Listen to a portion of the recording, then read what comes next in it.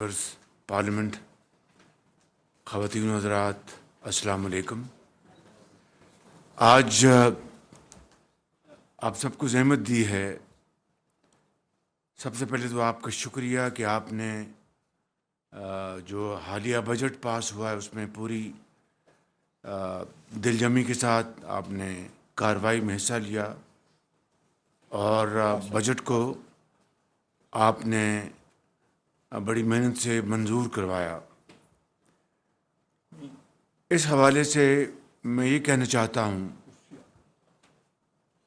کہ پچھلے دور میں 2022-23 کے دور میں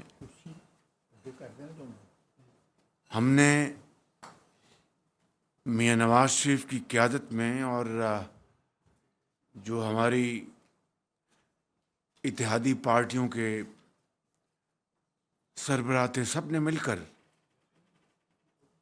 ہم نے ریاست کو بچایا اور سیاست کو ہم نے داؤ پہ لگایا۔ اور اگر ہم نے ریاست کو نہ بچایا ہوتا تو پھر کہاں کا بجٹ اور کہاں کی سیاست؟ تو اللہ تعالیٰ کا لاکھ لاکھ شکر ہے کہ وہ مرحلہ وہ گزر گیا اور پاکستان ڈیفالٹ ہونے سے بچ گیا۔ اور آپ نے دیکھا کہ اس سے پچھلے دور میں سب کو چمکانے کے لیے کس طرح کے بڑے بڑے بول بولے گئے، وعدے وعید کیے گئے۔ مثال کے طور پر یہ کہا گیا کہ 90 دن کے اندر پاکستان میں کرپشن کا خاتمہ ہو جائے گا۔ کرپشن کا خاتمہ تو دور کی بات، کرپشن کے اتنے بڑے اسکینڈل آئے جو سب آپ کے سامنے ہیں۔ چینی اور گندم کو پہلے ایکسپورٹ کیا گیا، پھر بعد میں امپورٹ کیا گیا، اور جو ایک ہلکا یاراں تھا ان کی جیبیں بھری گئیں۔ پھر یہ کہا گیا کہ 300 ارب ڈالر پاکستان کا لوٹا ہوا وہ لے کر آئیں گے۔ لوٹے ہوئی دولت کی ایک ڈھیلا بھی نہیں آیا، مگر برطانیہ کے ادارے نیشنل کرائمز ایجنسی کی مہربانی سے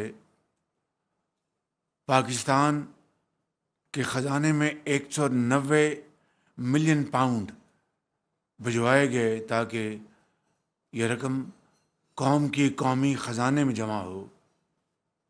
لیکن آپ نے دیکھا کہ کس طرح پھیری سے اس 190 ملین پاؤنڈ پر بھی ہاتھ صاف کیے گئے۔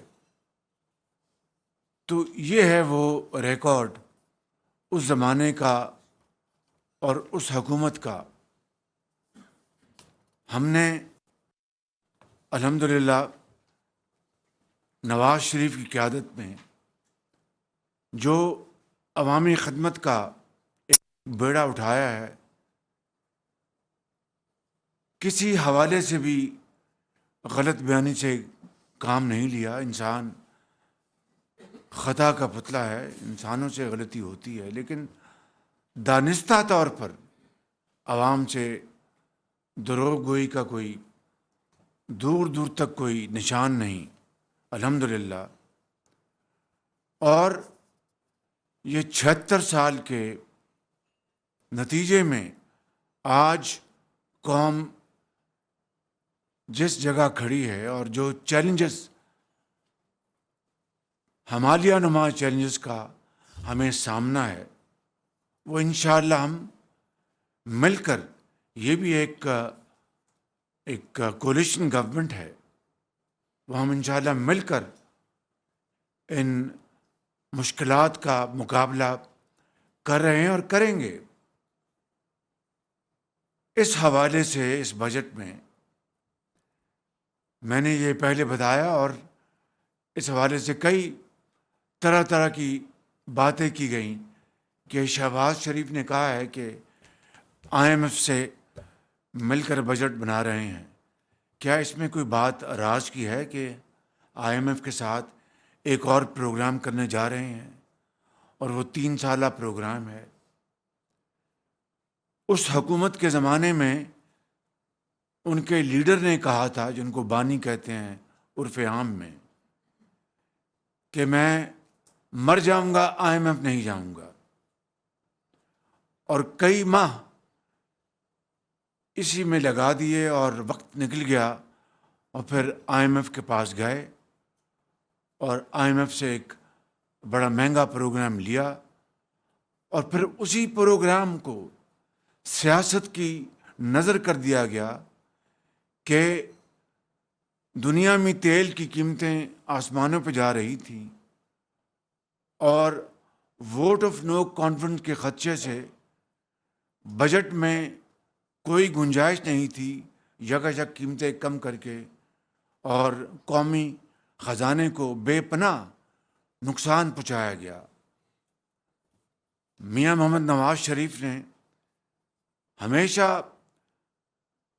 دل کی گہرائیوں سے قوم کی خدمت کی ہے، اور خاص طور پر ان طبقات کو جو کہ محروم المعیشت ہیں، ان کا ہمیشہ خاص خیال رکھا، اور ان کے اسی ویژن کو، اسی پالیسی کو ہم پوری کوشش کر کے اس کے اوپر ہم عمل پیرا ہیں. مشکلات بے پناہ ہیں. آپ نے دیکھا کہ کل بلوچستان میں، کوئٹہ میں، ہم نے بلوچستان کی حکومت کے ساتھ معاہدہ کیا، اور یہ بات آپ کی خدمت میں عرض کرنا چاہتا ہوں، سمجھنے والی ہے کہ جو بلوچستان میں 28,000 کے لگ بھگ جو کنیکشنز ہیں، لیگل کنیکشنز، ہمارے وہاں کے ہاریوں کے یا کسانوں کے، اس کے اوپر بجلی وہ استعمال کر رہے تھے لیکن اس کا بل ادا نہیں کرتے تھے، اور تقریباً 80-90 ارب روپے سالانہ وفاق کو اس مد میں نقصان کا سامنا ہوتا تھا، اور یہ خسارہ اٹھایا جاتا تھا. اور اگر آپ ایک اوسطاً آپ ایک اندازہ لگائیں تو پچھلے 8-10 سالوں میں 500 ارب روپے، یعنی قومی خزانے کے 500 ارب روپے، وہ بالکل جس کو انگریزی میں کہتے ہیں گون ڈاؤن دا ڈرین، بالکل وہ تباہ ہو گئے، بہہ گئے پانی میں. کاش کے نقصانات، چوری کے حوالے سے نقصانات اٹھانے کے بجائے یہی پیسہ اگر عوام کی خوشحالی، ہسپتالوں، یونیورسٹیوں، سڑکات، تعلیم کے لیے لگا ہوتا تو قوم کی کتنی خوشحالی اور بہتری کا ایک نیا دور ہوتا. تو کل ہم نے اس باب کو ختم کیا، اور وفاق نے اور بلوچستان کی حکومت نے مل کر ان 28,000 ٹیوب ویل کنیکشن کو کاٹنے کا فیصلہ کیا، اور ان کو شمسی توانائی سے چلانے کا ایک منصوبہ بنایا گیا، جس کے اوپر 55 ارب روپے خرچ ہوں گے، اور 70% وفاق برداشت کرے گا اور 30% بلوچستان کی حکومت برداشت کرے گی. نتیجتاً سالانہ جو 70، 80 یا 90 ارب روپیہ خسارہ ہوتا تھا اور وفاقی یعنی قومی خزانہ برداشت کرتا تھا، وہ ختم ہو جائے گا ہمیشہ کے لیے، اور سستی بجلی، شمسی توانائی وہ پیدا ہوگی، اور کسان کی جو لاگت ہے اس میں بے پناہ کمی آئے گی. یہی ماڈل انشاءاللہ ہم اب پاکستان کے باقی صوبوں میں، جہاں پر تیل سے، یہ تو بلوچستان میں تو اپنا سرکاری جو کنیکشن ہے کیسکو کا، اس سے یہ ٹیوبویل چلتے تھے. پاکستان میں 10 لاکھ ٹیوبویل ایسے ہیں جو تیل سے چلتے ہیں، اور اس تیل کی جو قیمت ہے سالانہ امپورٹڈ آئل وہ $3.5 ارب ہے. اب اندازہ کریں کہ $3.5 ارب کی لاگت سے اور ہمارے قومی خزانے کے اوپر ایک بہت بڑا بوجھ ہے، کیونکہ آپ کے پاس فارن ایکسچینج بہت محدود ہے. تو اس کو ہم نے اور میں نے اور ہماری کابینہ کے جو آنریبل ممبر سے مل کے آج سے 2-3 مہینے پہلے ہی فیصلہ کر لیا تھا کہ ہم نے بتدریج یہ تیل پر چلنے والے 10 لاکھ ٹیوبویلز ان کے لیے ایک بزنس ماڈل بنانا ہے، اور اس کے تحت ان کسانوں کو ہم قرضے لے کے دیں گے. اس میں وہ کتنا حصہ ڈالیں گے، کتنا بینک قرضہ دے گا، اور سود جو ہے اس کو کس طرح ہینڈل کیا جائے گا، یہ بزنس ماڈل بنا کر ہم جلد سے جلد ان 10 لاکھ جو ٹیوبویلز تیل پہ چلتے ہیں ان کو شمسی توانائی پہ لے کے آئیں گے. کیونکہ آج دنیا میں جو شمسی توانائی ہے، سولر انرجی، وہ یعنی کم ترین قیمتوں پر آج وہ مہیا ہے.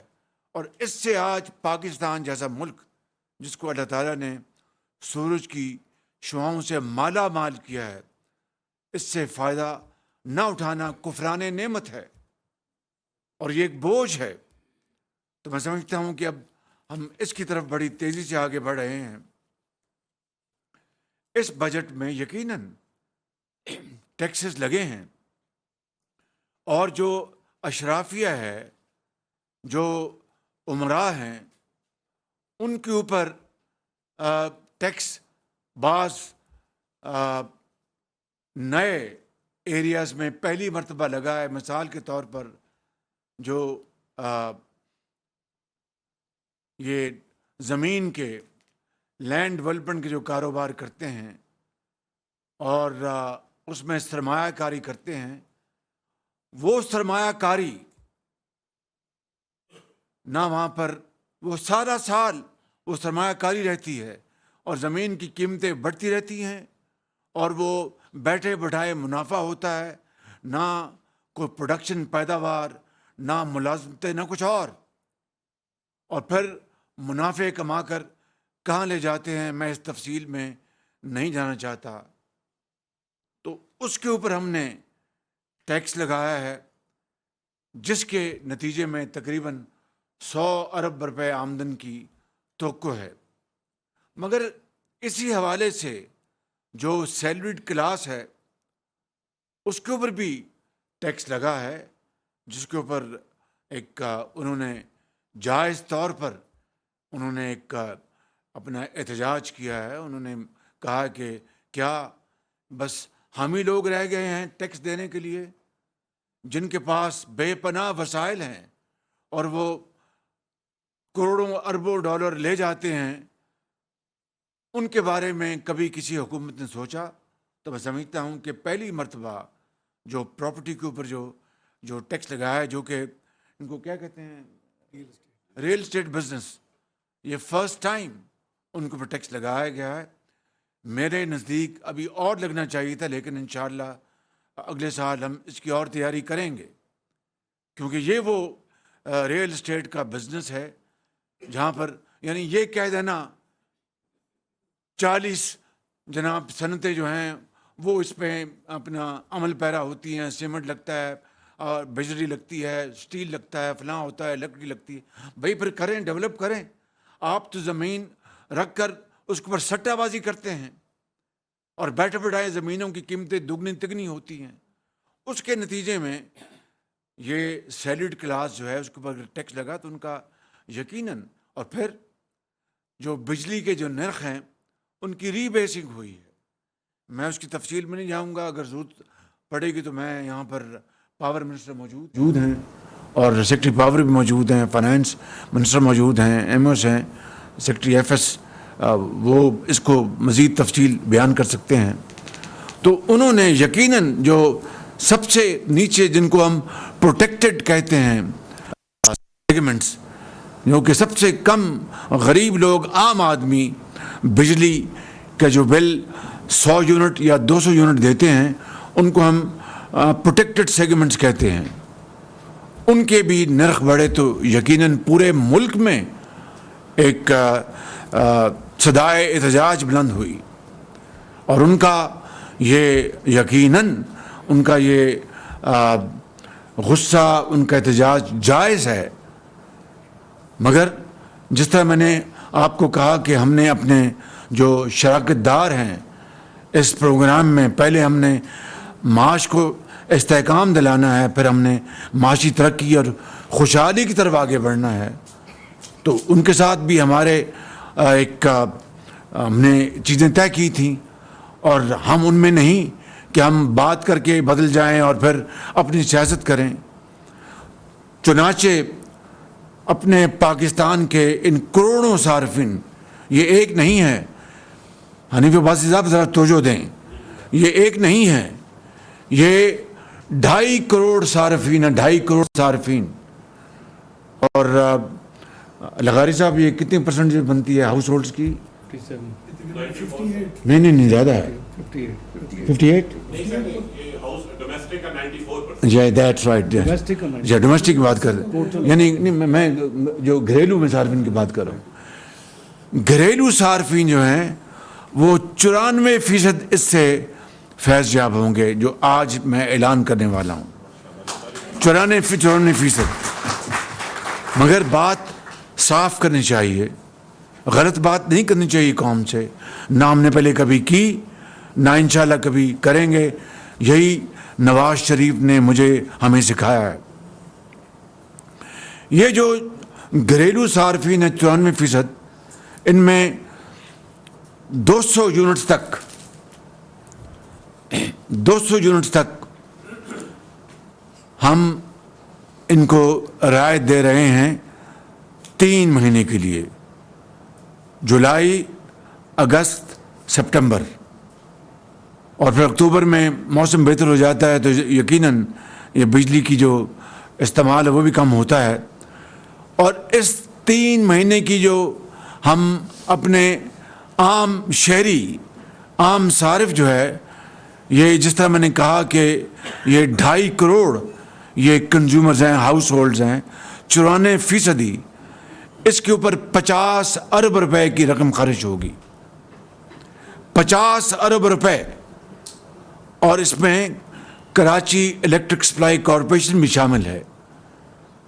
تو یہ ہم نے 50 ارب روپے اپنے ڈیولپمنٹ فنڈ سے نکالا ہے، ماضی کی طرح وعدہ کر کے کسی کو دھوکہ نہیں دیا، عوام کا بھی خیال رکھا، غریب عوام کا، عام آدمی کا، اور جن کے ساتھ ہم نے یہ معاہدہ کر کے آگے چلنا ہے ان کو بھی پوری طرح آن بورڈ رکھا، ان کے ساتھ کوئی وعدہ خلافی نہیں کہی، ان کو بتایا کہ ہم یہ کرنے جا رہے ہیں، اور فنڈز کا بھی بجٹ سے نکال کے اس کا انتظام کیا ہے۔ یہ نہیں کہ سیاست چمکانے کے لیے ریاست کو برباد کرنے کا جو وہ نسخہ تھا 2021 اور 22 کا، کہ جناب تیل دنیا میں آسمان سے باتیں کر رہا ہے اور قیمتیں کم کر دیں، اور خزانے میں اس کا نہ کوئی بجٹ، نہ کوئی دھیلا رکھا گیا، اور اس طرح ریاست کو تباہ کیا گیا، اور اللہ کے فضل سے آ کے ہمیں اللہ تعالیٰ نے توفیق دی کہ ریاست کو ہم نے ڈیفالٹ ہونے سے بچایا، اور سیاست کو ہم نے تباہ کیا، ہمیں اس سے کوئی اس کا دکھ نہیں ہے۔ تو آج ہم نے یہ 50 ارب روپے ہم نے مختص کیے ہیں، اور 94% جو ہاؤس ہولڈز ہیں یا گھریلو صارفین ہیں ان کو اس کا فائدہ پہنچے گا 4 روپے سے لے کے 7 روپے فی یونٹ، 4 روپے سے لے کے 7 روپے فی یونٹ، اور اس سے انشاءاللہ میں سمجھتا ہوں کہ جو جائز ایک مطالبہ ہے عام آدمی کا وہ انشاءاللہ پورا ہوگا۔ اب سوال یہ پیدا ہوتا ہے کہ اس کے بعد کیا ہوگا؟ یقیناً موسم بدلے گا، شدید گرمی کی جو اس کا تپش ہے، دیکھیے بجٹ جو ہماری ایک ضرورت تھی ملک کی کہ ہمیں IMF کے ساتھ پروگرام کرنا تھا، اگر اس کے بغیر کر سکتے تو میں آخری شخص ہوتا کہ ہم کہتا کہ IMF کے ساتھ ہمیں یہ کرنا ہے.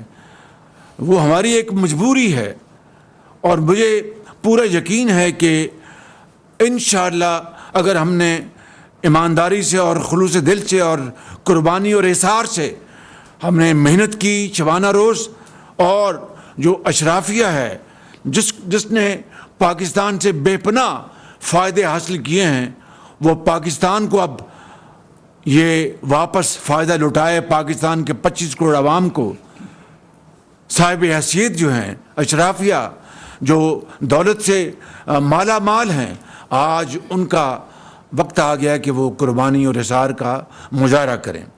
اور ساتھ صنعت و حرفت اور زراعت کو چلانے کے لیے حکومت پاکستان صوبوں کے ساتھ مل کر دن رات محنت کرے گی. بچت ہم کریں گے. ڈاؤن سائزنگ کا پروگرام شروع ہو چکا ہے، اور میں خود نگرانی کر رہا ہوں ان تمام اہم شعبوں کی.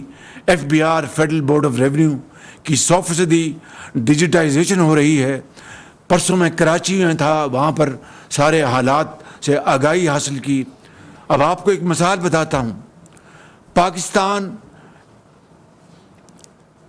کے اندر جو امپورٹس ہوتی ہیں یا ایکسپورٹس ہوتی ہیں، سالانہ $5 ارب کا فریٹ، یعنی بحری جہازوں کا کرایہ کہہ لیں عام زبان میں، $5 ارب خرچ کیا جاتا ہے. $5 ارب. یہ آپ سن کر آپ کو بہت حیرانگی بھی ہوگی اور آپ کی طبیعت بھی خراب ہوگی، لیکن بات یہ ایسی ہے کہ $5 ارب کا فریٹ سالانہ خرچ کیا جاتا ہے امپورٹس اور ایکسپورٹس کے اوپر. جو مایا ناز Pakistan national shipping corporation PNSC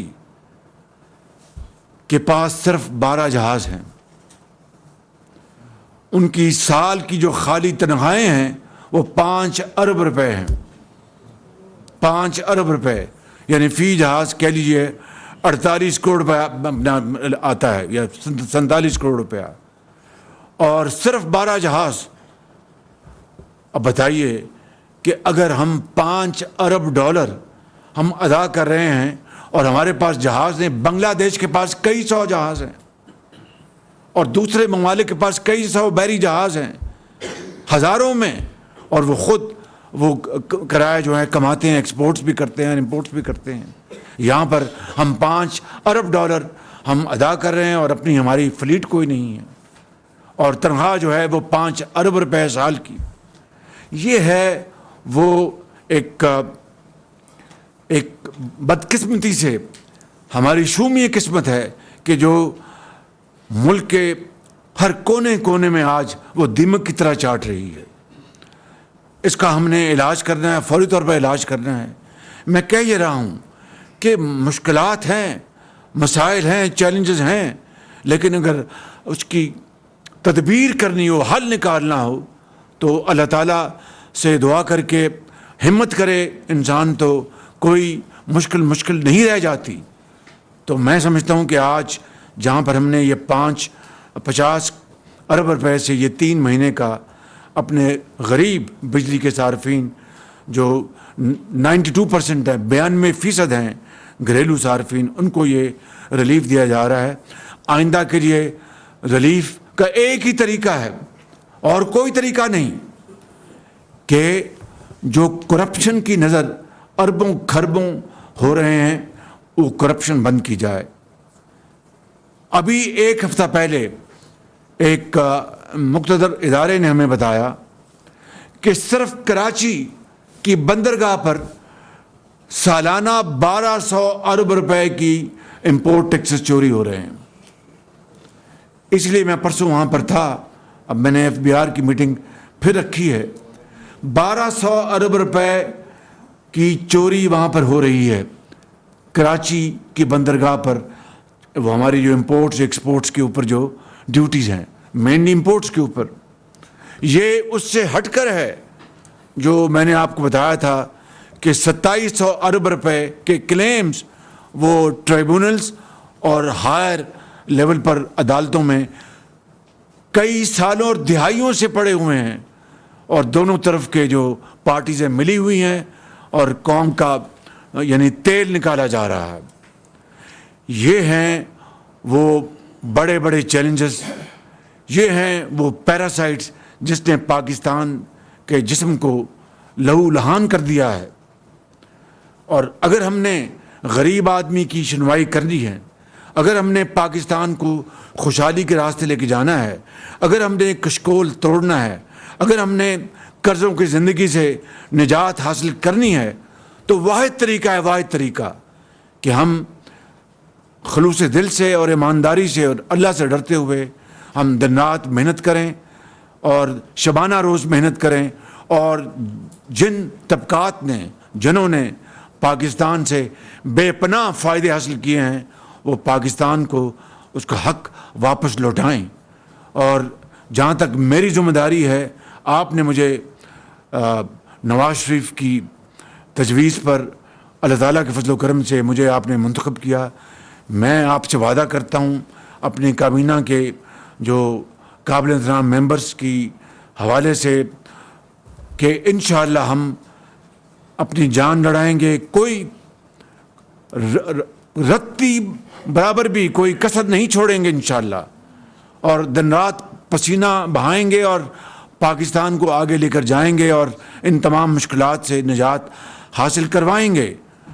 اس کے لیے دن رات ہم کاوشیں کر رہے ہیں. ہماری جو زراعت ہے اس میں بے پناہ اس میں ترقی کی گنجائش ہے. آئی ٹی کے اوپر بے پناہ ترقی کی گنجائش ہے. معدنیات میں بے پناہ ترقی کی گنجائش ہے. یہ وہ سارے معاملات ہیں. کیا باقی قوموں جنہوں نے ترقی کی ہے وہ کوئی آسمان سے اترے ہیں؟ اللہ تعالیٰ نے یہ سامنے جو لوگ بیٹھے ہیں پورے پاکستان میں، بینکرز ہوں، سیاستدان ہوں، بیوروکریٹس ہوں، افسران ہوں، ٹیچرز ہوں، ڈاکٹرز ہوں، انجینئرز ہوں، سپاہی ہو، جج ہو، وکیل ہو، میں سمجھتا ہوں کہ ایک کسان ہو، بے پناہ صلاحیتیں دی ہیں اور بے پناہ مہربانی کی رب تعالیٰ نے اپنے وسائل جو ہم پر نچھاور کیے ہیں. یہ ہماری بدقسمتی ہے کہ ہم نے ان وسائل سے ہم نے کام نہیں لیا، ان کو بروکار نہیں لے کے آئے. لیکن انگریزی میں کہتے ہیں کہ اٹس نیور ٹو لیٹ. آج بھی اگر ہم فیصلہ کر لیں، ہم اپنی کمر کس لیں، تو یقین کریں کہ انشاءاللہ پھر کوئی مشکل راستے میں رکاوٹ نہیں بنے گی. دریا، پہاڑ، سمندر عبور کریں گے. شرط یہ ہے کہ مسافر شب کو اٹھتا ہے جو جانا دور ہوتا ہے. اگر پی آئی کی فلائٹ آپ نے پکڑنی ہے صبح 7 بجے تو پھر صبح 4 بجے اٹھنا پڑتا ہے، تیاری کرنی پڑتی، نماز پڑھ کے اپنے نہا دھو کے پھر ایئرپورٹ جاتے ہیں. اور اگر 7 بجے فلائٹ اور 6:45 بجے گھر سے نکلیں گے تو کون آپ کا انتظار کرے گا؟ وقت کسی کا انتظار نہیں کرتا. Time and tide wait for none. تو اس لیے میں سمجھتا ہوں کہ ہمیں مل کر اس قوم کی ہمیں حالت بدلنی ہے. اور یہ ممکن ہے، مشکل ضرور ہے، ناممکن نہیں ہے بالکل. تو میں اس حوالے سے یہ کہنا چاہتا ہوں کہ آئندہ جو فسکل سپیس ہم حاصل کریں گے انفورسمنٹ کے ذریعے، یہ جو میں نے ابھی آپ کو بڑے بڑے جو سوراخ بتائیں، سوراخ جو بوری میں سوراخ ہوتا ہے، جتنا آپ گندم ڈالیں وہ نکلتی جاتی ہے سوراخ سے، وہ سوراخ جو ہے بند کریں گے، اربوں خربوں قوم کے واپس لے کے آئیں گے، ایمانداری اور ذمہ داری سے ان کو خرچ کریں گے، تو انشاءاللہ اس قوم کے زخموں پر نہ صرف آپ مرہم رکھیں گے، یہ ایک بڑی توانا اور عظیم قوم بن جائے گی. تو میں اس حوالے سے آپ کو میں یہاں پر دعوت دی اور میں شکریہ ادا کرتا ہوں ڈپٹی پرائم منسٹر صاحب کا، جناب فائنانس منسٹر صاحب کا، جناب پاور منسٹر صاحب کا، جناب ڈیفنس منسٹر صاحب کا، جناب پلاننگ منسٹر صاحب کا، اور جو سامنے میرے بہت قابل احترام وزرائے کرام بیٹھے ہیں، اور تمام آپ ساتھیوں کا کہ جو اس معاملے میں پوری معاونت کر رہے ہیں اور مدد کر رہے ہیں. تو اس حوالے سے میں یہ کہنا چاہتا ہوں کہ جو وقت گزرے گا انشاءاللہ حالات بدلیں گے، بہتری آئے گی اور پاکستان اپنا کھویا مقام حاصل کرے گا انشاءاللہ.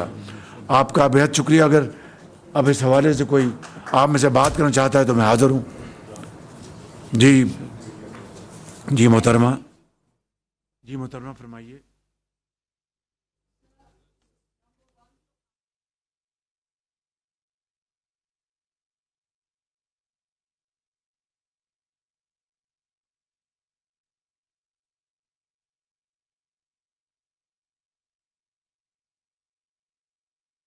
वज़ीर-ए-आज़म शहबाज शरीफ का तकरीब से खिताब इस्लामाबाद में जारी है और उनकी जानिब से कहा गया घरेलू सारिफीन को 4 रुपये से 7 रुपये फ़ी यूनिट पड़ेगा। आवाम को रिलीफ के लिए 50 अरब रुपये मुख्तस कर दिए गए हैं और ये तमाम रियायत 200 यूनिट तक इस्तेमाल करने वाले सारिफीन के लिए होगी। 4 रुपये से 7 रुपये फ़ी यूनिट मिलेगा और 200 यूनिट तक बिजली वालों को 3 माह तक रियायत दे रहे हैं। वज़ीर-ए-आज़म शहबाज शरीफ की जानिब से बिजली के बिलों में कमी का ऐलान कर दिया गया है। सिर्फ 200 यूनिट इस्तेमाल करने वाले सारिफीन के लिए कहा गया कि घरेलू सारिफीन के लिए 50 अरब रुपए मुख्तस किए गए हैं सिर्फ आवाम को रिलीफ देने की खातिर। और मजीद कहा गया 4 रुपए से 7 रुपए फ़ी यूनिट तक मिलेंगे। वज़ीर आज़म शहबाज शरीफ की जानिब से कहा गया कि 200 यूनिट तक बिजली इस्तेमाल करने वालों को 3 माह तक रियायत दे रहे हैं। इसके अलावा घरेलू सारिफीन को 4 रुपए से 7 रुपए फ़ी यूनिट बिजली मिलेगी। वज़ीर आज़म शहबाज शरीफ की जानिब से ये कहना था। उन्होंने कहा कि आवाम को रिलीफ के लिए 50 अरब रुपए मुख्तस किए गए हैं और इसके अलावा घरेलू सारिफीन को 4 से 7 रुपए फ़ी यूनिट तक बिजली मुहैया की जाएगी। आपको बताते चलें उनकी जानिब से कहा गया कि जुलाई से सितंबर तक जो है वो 200 यूनिट तक बिजली वालों को रिलीफ दिया जाएगा। यहाँ पर एक ब्रेक शामिल करेंगे।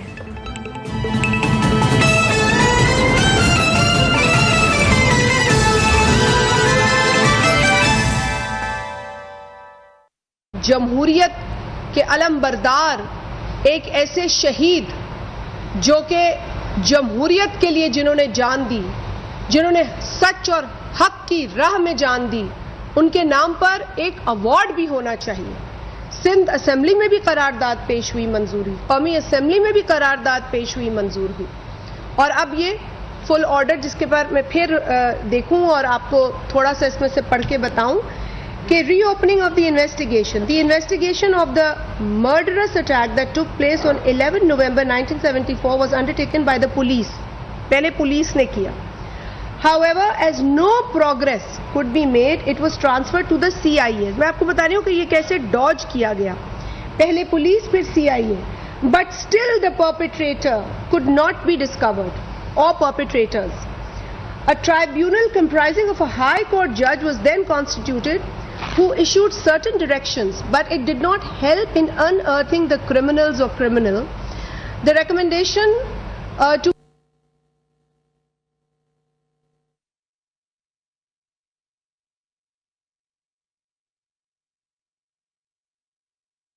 आपको बताएं कराची में रहनुमा पीपल्स पार्टी शाजिया मरी इस वक्त प्रेस कॉन्फ्रेंस कर रही हैं और शाजिया मरी की जानिब से जो कहा जा रहा है आप भी मुलाहिजा कीजिए। और इसको पढ़ें तो बुग़्ज़े भुट्टो में ना पढ़ें, बुग़्ज़े पीपल्स पार्टी में ना पढ़ें। आप इसको एक क्लियर माइंड के साथ पढ़ें तो आपको समझ आएगा कि इसमें क्या लिखा है। तारीख का सबसे बड़ा जो घिनौना बाब है, आज उसको कुछ क्लैरिटी मिली और हम उसको पढ़ रहे हैं। बहुत सारे पैराग्राफ्स हैं, फिर आप इसी पेज पर 22 भी पढ़ें। Within a few days of General Zia's takeover, those who were made the accused were arrested. जिनको accused बनाया वो जनरल ज़िया, उस डिक्टेटर के आने के बाद उनको अरेस्ट कर लिया गया, accused को, which was declared to be untraced and the investigation of which had been closed was reopened without authorization. Without authorization, and FIA reinvestigated it without authorization. Without authorization. ये हम जो काला दौर हम कहते हैं वो ऐसे ही नहीं कहते. Everyone who was made a co-accused with Mr. Bhutto had surprisingly confessed to the crime, and the High Court unilaterally, without hearing the accused, elected to itself. High Court unilaterally, without hearing the accused, elected to itself conduct a murder trial, which was wholly unprecedented. Mr. Bhutto had appointed General Ziaul Haq as the army chief, who by his actions of 5th July 1977 had clearly violated Article 6 of the Constitution. ये court लिख रही है. And committed the offence of high treason, the prescribed punishment for which is imprisonment for life or death. General Zia therefore had a motive to proceed against Mr. Bhutto, because had he not done so, Mr. Bhutto may have proceeded against him for committing high treason. یہ general Zia الحق کی غداری کے اوپر ہے یہ paragraph, جس نے article 6 کو وائلیٹ کر کر پاکستان کے آئین کو وائلیٹ کیا, اور یہ اس کا بھی ذکر اس آرڈر میں ہے. پھر اگر آپ ری انویسٹیگیشن آف بائی FIA چلے جائیں, وہ بھی پڑھیں پیراگراف 23, جو کہ بہت, میں کہوں گی کہ آگے بھی اگر جائیں تو پیراگراف 26 بھی پڑھیں, اور پیراگراف 26 کو میں پڑھ دوں. A murder trial is conducted by a court of session. Appeal against conviction lies before the High Court. Article 185 2B of the Constitution and sections 411A and 526 of the Code permit trials to be conducted by the High Court, but these provisions do not provide for a High Court to conduct a murder trial. اب یہ بدترین ناانصافیاں دیکھیں. There was not a single precedent of a high court conducting a murder trial. Mr. Bhutto's murder trial by the high court made history. Never before, یعنی کہ اس سے پہلے نہیں ہوا, nor since has this happened. اس کے بعد اب تک نہیں ہوا. So this is only one example. تو یہ پڑھنا تھوڑا ضروری تھا, اور یہی وجہ ہے کہ شہید ذوالفقار علی بھٹو کا وہ کال آج بھی زندہ ہے, جو انہوں نے کہا, they are going to kill me. It doesn't matter what evidence you or anyone comes up with. They are going to murder me for murder I didn't commit, said شہید ذوالفقار علی بھٹو. اور آج اس آرڈر نے وہ ثابت کیا کہ شہید بھٹو نے صحیح کہا کہ مجھے ایک ایسے قتل کے لیے مارا جا رہا ہے جو میں نے نہیں کیا. میرے حوالے سے کوئی ثبوت ہو یا نہ ہو یہ معنی نہیں رکھتا, یہ مجھے مارنا چاہتے ہیں. اور انہوں نے یہ بھی کہا I would much rather be destroyed by military than by history. So جو تاریخ کا طالب علم ہے, جو جمہوریت کو سمجھتا ہے اور کوئی ایجنڈا نہیں ہے اس کے دماغ میں, اسے یہ سمجھ آئے گا. اور اسی لیے آپ لوگوں کے ساتھ اس آرڈر پر بات کرنی آج بہت میرے لیے ایک سیاسی کارکن کے لیے, ایک جمہوریت میں یقین رکھنے والے کارکن کے لیے, ہمارے ساتھیوں کے لیے یہ بہت ضروری تھا کہ ہم اس آرڈر کے حوالے سے آپ سے بات کریں اور تاریخ کی اس بدترین زیادتی کا ذکر کریں جس کا ازالہ نہیں ہو سکتا. ہم نے کچھ روز قبل 5 جولائی 1977 کو ہونے والی زیادتی پر بلیک ڈے منایا. ہم نے اس بلیک ڈے کے حوالے سے بہت ساری تکلیف کا ذکر کیا, اور حقیقت یہ ہے کہ 5 جولائی 1977 کو ہونے والی زیادتی سے جو نقصان پاکستان کو ہوا ہے اس کی بھرپائی آج تک نہیں ہو پائی. جو پاکستان کی جڑیں ہلائی گئیں, ایک منتخب, ایک عوامی پرائم منسٹر کو ڈکٹیٹر کی غیر جمہوری سوچ نے, اس کے غیر جمہوری ایکشن نے جس طریقے سے ہٹایا, انہیں ان کی حکومت کا تختہ الٹا, اسے اریسٹ کیا, آج تک اس ایکشن کی بھرپائی نہیں ہوئی. پھر جتنا ہم آج رونا روئیں جی یہ ہوا وہ ہوا وہ ہوا یہ ہوا, کہانی شروع 5 جولائی سے ہوتی ہے. اصل حقیقت یہ ہے کہ کہانی ہٹا سکے, اور اسی لیے بہت ضروری ہے کہ آنریبل سپریم کورٹ جو یہ کہہ رہی ہے کہ شفاف ٹرائل کے بغیر معصوم شخص کو پھانسی چڑھایا گیا, یہ آنریبل سپریم کورٹ نے کہا ہے. تو جس آنریبل سپریم کورٹ نے یہ کہا ہے, اس آنریبل سپریم کورٹ سے ہم یہ گزارش کرتے ہیں کہ اس سزا کو کالعدم قرار دیا جائے. اس غلط ٹرائل کے نتیجے میں ملنے والی غلط سزا کو بھی آپ بلیک سینٹنس کہیں. اسے کہنا پڑے گا. یہ چاہتا ہے ہر جمہوری کارکن، پاکستان پیپلز پارٹی کے کارکنان سے لے کے جو ہمارے لیڈر. آگے بڑھیں، بات کرتے ہیں وزیر اعلیٰ پنجاب مریم نواز شریف کی زیر صدارت صوبائی کابینہ کا 11واں اجلاس. پہلی مرتبہ آٹے کے نرخ مقرر کرنے پر صوبائی کابینہ کا وزیر اعلیٰ مریم نواز شریف کو خراج تحسین. مریم نواز شریف نے کہا کہ 500 یونٹ تک بجلی خرچ کرنے والے 45 لاکھ صارفین کے لیے سولر سسٹم لا رہے ہیں. بجلی کے بل بڑھنے سے عوام میں بے چینی ہے، اپنی ٹیم سے مل کر اس کا حل تلاش کیا. پنجاب کی سوشل اکانومک رجسٹری کام شروع کر رہی ہے. پروٹیکٹڈ صارفین کے لیے ٹیکس واپس لینا خوش آئند امر ہے. اس حوالے سے مزید تفصیلات جانتے ہیں وقاص خواری سے. جی وقاص خواری، یہ واپس لیا جائے گا فیصلہ، کیا تفصیلات ہیں؟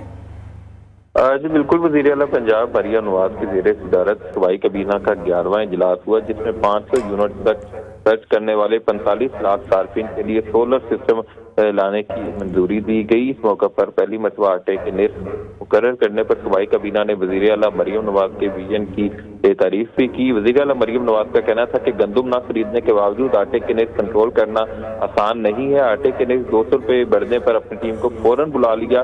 اب آٹے سستا رکھنے کے لیے مانیٹرنگ جو ہے وہ مسلسل کی جائے گی. فوڈ منسٹر کو ہدایت کی گئی ہے کہ وہ 16 گھنٹے جو ہے وہ شائع فرونوش کے نرخ کنٹرول کرنے پر صرف کریں. اجلاس میں ایم ڈی کیٹ 2024 کے انعقاد کے لیے یونیورسٹی آف ہیلتھ سائنسز کی خدمات حاصل کرنے کی منظوری بھی دی گئی ہے، جبکہ سرکاری کالجز میں ڈویژنل ڈائریکٹرز آف ایجوکیشن اور پرنسپل کی تعیناتی اور پوسٹنگ کے نئے طریقہ کار کی منظوری بھی دے دی گئی ہے. جی ٹھیک ہے وقاص قاری، بہت شکریہ اپڈیٹ کرنے کے لیے.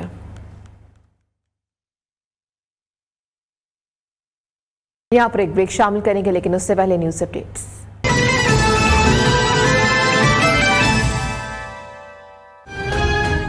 ہم نے ریاست کو بچانے کے لیے سیاست کو داؤ پر لگایا. وزیر اعظم شہباز شریف کا توانائی کے حوالے سے تقریب سے خطاب. کہا پچھلی حکومت نے سیاست بچانے کے لیے معیشت کو داؤ پر لگایا.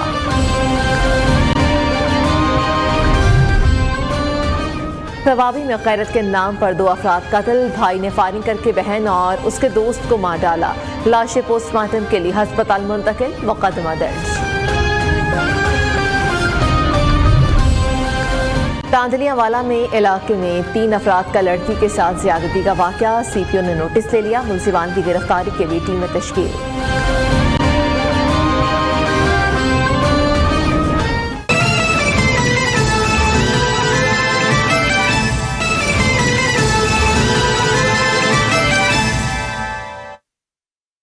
ویلکم ہے. خبر شامل کریں. شمالی وزیرستان میں سیکورٹی فورسز اور دہشت گردوں کے درمیان فائرنگ کا تبادلہ ہوا. 2 دہشت گردوں کو جہنم واصل کر دیا گیا. فائرنگ کے تبادلے میں کیپٹن محمد اسامہ بن ارشد بہادری سے لڑتے ہوئے شہید ہو گئے. علاقے میں کسی بھی دہشت گرد کے خاتمے کے لیے سینیٹائزیشن آپریشن کیا جا رہا ہے. مزید تفصیلات جانتے ہیں جاوید بلوچ سے، بیورو چیف اسلام آباد. جاوید بلوچ، بتائیے گا سیکورٹی فورسز کی جانب سے یہ آپریشن کیا گیا ہے اور دہشت گردوں کو جہنم واصل بھی کر دیا گیا، کیا تفصیلات ہیں؟ جی مریم، 2 دہشت گردوں کو جو ہے وہ جہنم واصل کیا گیا ہے. کیپٹن اسامہ جو ہے اپنی پارٹی کو لیڈ کر رہے تھے اور خود سب سے آگے تھے. فائرنگ کے تبادلہ میں جب یہ فائرنگ کا تبادلہ ہوا تو 2 دہشت گرد جو ہے وہ ہلاک ہوئے، انہیں جہنم واصل کیا گیا. لیکن اس فائرنگ کے تبادلہ میں کیپٹن اسامہ بھی زخمی ہوئے اور زخمی کتاب نہ لاتے ہوئے شہید ہو گئے. بہت شکریہ جاوید بلوچ اپڈیٹ کرنے کے لیے. خبر مانی کا اس تک پریس کانفرنس کر رہے ہیں، آپ کو براہ راست لیے چلتے ہیں. مطلقات یتربصن بانفسہن 3 قروء کہ طلاق یافتہ عورتیں اپنے آپ کو روک کے رکھیں 3 قروء یعنی 3 طہر تک. اس کا سادہ مفہوم یہ ہے کہ 3 مہینے طلاق یافتہ عورت کی عدت بنتی ہے. تو اس مدت کا تعین اللہ نے اپنے پاک کلام کے اندر واضح فرما دیا ہے. لہٰذا اس سے کم مدت کے اندر اگر نکاح دوبارہ کر لیا جائے تو شرعی اعتبار سے وہ ناجائز ہوتا ہے.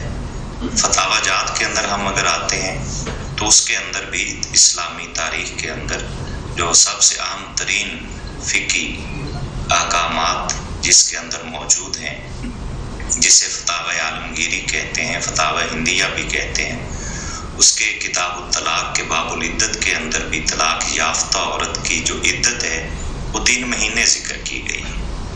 اس کے علاوہ در مختار باب العدت کے اندر بھی طلاق یافتہ عورت کی عدت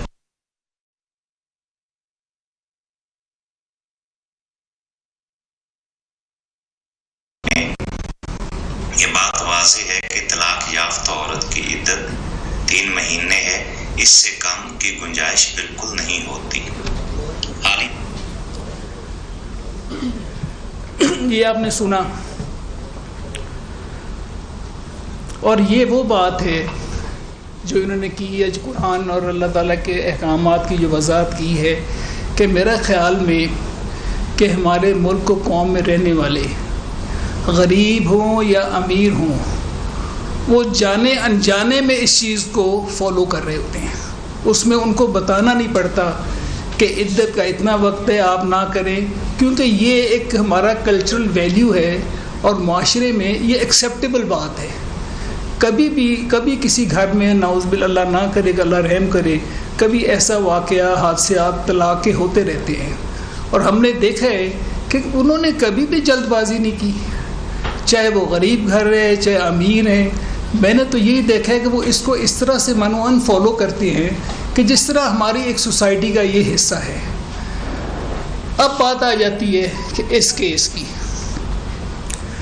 میں آپ کے سامنے آج نہ مظلوم بن کے نہیں آیا ہوں، میں اس لیے مظلوم بن کے نہیں آیا ہوں، آپ کو مظلوم جو ہیں میں ان کا بھی حال دکھاؤں گا اور آپ کو سناؤں گا کہ مجھے سمجھ نہیں آ رہی کہ جب اللہ تعالیٰ کا قرآن پاک میں فرمان ہے کہ اس وقت تک عورت رکی رہے ایک مدت تک، تو کیا جلدی پڑی تھی کہ ہمیں کیا ضرورت پڑ گئی تھی ان کو کہ 39 دن کا ہم نے ثابت کر دینا کہ 39 دن فٹافٹ نکاح کر لیں۔ اگر وہ اس قرآن پاک کی اس آیت کو مان لیتے تو آج جو ان کی وکلاء کی فوج ہے جس میں سلمان اکرم راجہ صاحب اور سلمانی جنگ لڑ رہے ہیں کہ ثابت کرنا ہے جی 39 دن کی عدت ہوتی ہے، تو اس کی ضرورت ہی نہ محسوس ہوتی، وہ رک جاتی آگے کیا مہینے بعد اس کی عدت ختم ہو جانی تھی، مہینہ سوانہ مہینے بعد اس کے بعد نکاح کر لیتی۔ یہ ریزن ضرورت کیا پڑی ان کو کہ ایک تو نکاح کر لیا، جو میرا گھر ٹوٹا یا نہیں ٹوٹا میں اس کی بیان نہیں کروں گا آپ سے، میں صرف اس بات پہ ہوں کہ اگر آپ کو اتنی جلدی تھی اس کی قوم کو وجہ تو بتا دیں کہ آپ نے ایک نکاح 1 جنوری کو کر لیتے ہیں جو کہ عدت کی مدت پوری ہونے سے پہلے ہے، پھر اس کو غلط بیانی کر کے چھپایا کیوں گیا؟ اس کو کیوں یہ بتایا گیا عوام کو کہ یہ غلط ہے؟ بلکہ جنہوں نے یہ نیوز بریک کی تھی، عمر چیمہ تھے میرا خیال، عمر چیمہ صاحب جو جیو کے ساتھ تھے میرا خیال اس وقت، انہوں نے یہ خبر دی، ان کے خلاف پی ٹی آئی والی پارٹی پیمرا میں گئی کہ یہ شخص ناجائز باتیں کر رہے ہیں، غلط خبریں پھیلا رہے ہیں، ہمارا کوئی نکاح نہیں ہوا۔ پیمرا میں ان کی کمپلینٹ ہے، آپ ریکارڈ چیک کر لیں کہ وہاں پہ ہے کہ نہیں، اور اس کی وضاحت ٹی وی پہ بھی یہ ملزم نے کی کہ جی میں نے ابھی تک کوئی نکاح نہیں کیا، میں نے تو رشتے کی پروپوزیشن بھیجی ہوئی ہے۔ اور یہ میں شوڈ ہیو شو دم دس، یہ پی ٹی آئی والے ان کی جو سینٹرل سیکریٹریٹ کا لیٹر ہے ڈیٹڈ 7 جنوری، پہلی کو نکاح ہوا، 7 جنوری کو وہ ڈینائی کر رہے ہیں کہ ایسا کوئی نہیں ہوا، نکاح ہوا ہی نہیں ہے، اور یہ صرف ہمارے خلاف اور بچوں کو خراب کرنے کے لیے یہ کوشش کر رہے ہیں، اور یہ عمر چیمہ کی یہ بات ہے۔ اگر آپ چاہیں تو میں آپ کے سامنے یہ رکھ سکتا ہوں، اس کی آپ کاپیز لینا چاہیں تو لے لیں۔ اب کیا مجبوری کیا تھی، کیوں اس طرح کیا گیا؟ اتنا بڑا مجھے سمجھ نہیں آ رہی کہ جی ایک پرائم منسٹر اس لیول پہ آدمی، اور وہ قوم کے ساتھ جھوٹ بول رہے، فیملی والوں کے ساتھ جھوٹ بول رہے، جس خاندان کو اس نے اتنا ادب کا مقام سمجھا ان کے ساتھ جھوٹ بول رہے، اور اسے کسی نے آج تک غلط نہیں کہا.